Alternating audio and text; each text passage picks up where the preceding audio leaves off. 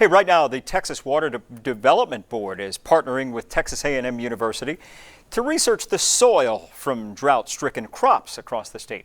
Our Patrick Johnstone first told us of the farmers struggling for the drought. Well, tonight, new findings could help people in the ag business deal with drought conditions in the future.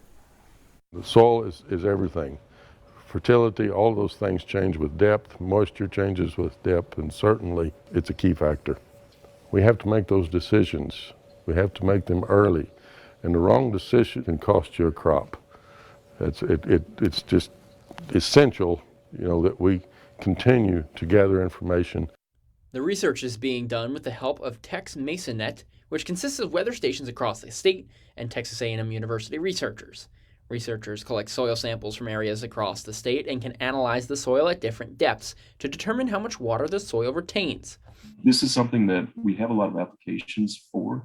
If you look at agricultural uses, we are hoping to inform irrigation systems management. We can inform, planting times. We can also inform livestock rotation. The hope is to be able to analyze that data and make it available for anyone in the state who wants it.